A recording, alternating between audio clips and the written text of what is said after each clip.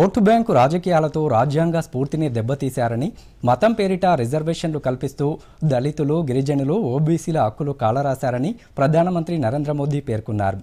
ANI సంస్థకు ఇచ్చిన ప్రత్యేక ఇంటర్వ్యూలో రిజర్వేషన్లు, అవినీతి, 370 ఆర్టికల్ రద్దు, కశ్మీర్లో ఎన్నికలు తదితర అంశాలపై మోదీ మాట్లాడారు. ఆ ఇంటర్వ్యూను ఇప్పుడు చూద్దాం. नमस्कार भाई, एएनआई वालों को क्या जो आपने लक्ष्य तय किया था 400 पार का, आपको लगता है कि वो पार हो रहा है? क्योंकि विपक्ष तो कन्विंस्ड है कि ऐसा नहीं हो रहा है। वो कह रहे हैं कि 220 240 होगा। आखिरी दौर शब्द प्रयोग किया आपने। हमारा एक नया दौर शुरू होगा, उसका उसके अंदर संकेत है। दूसरा, जो लोग बड़े सपने देख करके बड़े वादे कर रहे थे, उनके लिए भी आखिरी दौर है। भारत के संविधान की मूल भावना का हनन हो रहा है, और वो भी अपनी वोट बैंक की राजनीति के लिए। कि जो लोग इतने बड़े दलितों के हितैषी अपने आप को कहते हैं, आदिवासियों के हितैषी कहते हैं, वे हकीकत में उनके घोर दुश्मन हैं। इन्होंने रातों रात एजुकेशनल इंस्टीट्यूशंस को माइनॉरिटी इंस्टीट्यूशंस बना दिया, आरक्षण उसमें खत्म कर दिया। आरक्षण के जो एससी, एसटी, ओबीसी का अधिकार था, वो पिछले दरवाजे से उसको छीन लिया गया है। इतने में इनका मैनिफेस्टो आया।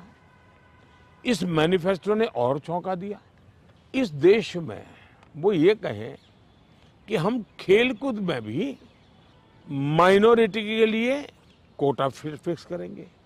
अब वो अपनी जवानी उसमें खपा देते हैं। 10-12 साल की उम्र से लेकर के 25-30 साल की उम्र तक पहुंचने तक ये लोग इतना तप करते हैं जी, तपते हैं, शरीर को तपाते हैं। खिलाड़ी ऐसा नहीं बनता है जी। ये माइनॉरिटी के लिए कोटा होगा तो मेहनत करने वाला मेरा नौजवान जाएगा कहाँ जी? टेंडर में भी वे माइनॉरिटी के लिए आरक्षण करेंगे।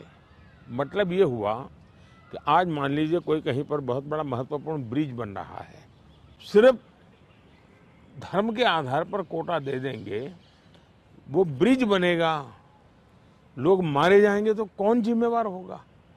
तब मेरा कर्तव्य बनता है कि मैं मेरे दलित भाइयों के अधिकार के लिए लड़ूं, मेरे आदिवासी भाई बहनों के अधिकार के लिए लड़ूं, मेरे ओबीसी पिछड़े भाई बहनों के अधिकार के लिए लड़ूं।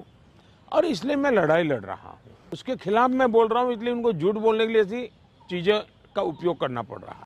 सर, इस बार चुनाव में हम देख रहे हैं कि एक पर्सनल अटैक्स बहुत हो रहे हैं। लाइक आप पर भी कई बातें बोली गई हैं, तो पर्सनल अटैक्स किस लिए इस बार? आपको लगता नहीं ये शैली नहीं होनी चाहिए चुनावों में? जहाँ तक मोदी का सवाल है, मैं तो पिछले 24 साल से गालियाँ खा करके गाली प्रूफ हो गया हूँ।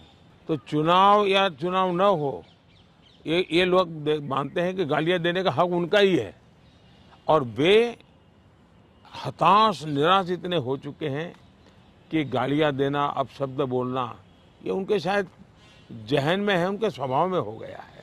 प्रधानमंत्री जी, एक आरोप विपक्ष और लगा रहा है कि ईडी, आईटी, सीबीआई, इसका इस्तेमाल किया जा रहा है।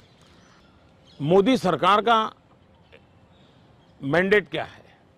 मोदी सरकार ने अपने अफसरों को कहा है कि मेरी सरकार करप्शन के विषय में जीरो टॉलरेंस। इसका मतलब ये जो चोर पकड़े जा रहे हैं, इसमें जिसकी भागीदारी होगी वो चिल्लाएगा।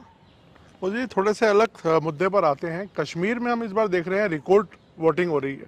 इस पर आपका क्या आंकलन है? आप कैसे देखते हैं? कुछ दिन तकलीफ हुई, लेकिन अच्छे काम के लिए हुई थी।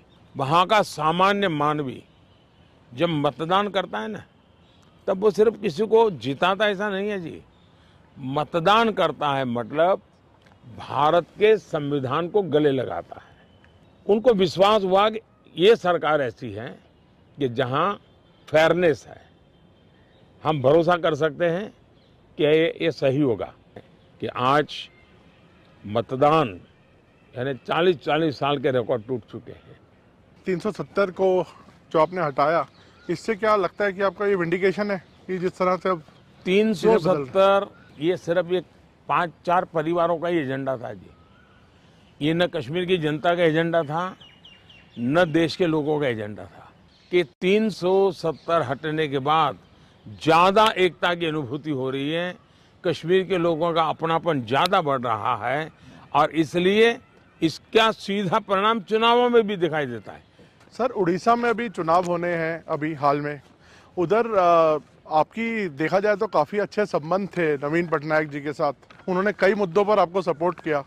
अब आप लोगों का अलायंस नहीं है और आपस में एक दूसरे से लड़ रहे हैं, किस तरह से आप देखते हैं? हिंदुस्तान के सभी राजनीतिक दलों के नेताओं के साथ हमारे संबंध अच्छे ही हैं और लोकतंत्र में हमारी दुश्मनी नहीं होती है, संबंध अच्छे होने ही चाहिए। अब सवाल ये है कि मैं मेरे संबंधों को संभालूं कि उड़ीसा के भाग्य की चिंता करूं। तब मैंने रास्ता चुना कि मैं उड़ीसा के उज्जवल भविष्य के लिए अपने आप को खपा दूंगा और इसलिए उड़ीसा के लोगों को उनका हक मिलना चाहिए, उड़ीसा को उसकी अस्मिता मिलनी चाहिए। उड़ीसा का भाग्य बदलने वाला है, सरकार बदल रही है। मैंने कहा है कि उड़ीसा की वर्तमान सरकार की एक्सपायरी डेट 4 जून है और 10 जून को बीजेपी का मुख्यमंत्री उड़ीसा में शपथ लेगा। बंगाल के चुनाव में टीएमसी पार्टी अस्तित्व की लड़ाई लड़ रही है। असेंबली के चुनाव में हम 3 थे, 3 में से बंगाल की जनता ने हमें 80 पर पहुंचा दिया। इस बार पूरे हिंदुस्तान में द बेस्ट परफॉर्मिंग स्टेट कोई होगा तो पश्चिम बंगाल होने वाला है। तो मोदी 3.0 में विकसित भारत 1 पॉइंट एजेंडा, विकसित भारत। चलिए, बहुत बहुत धन्यवाद भैया।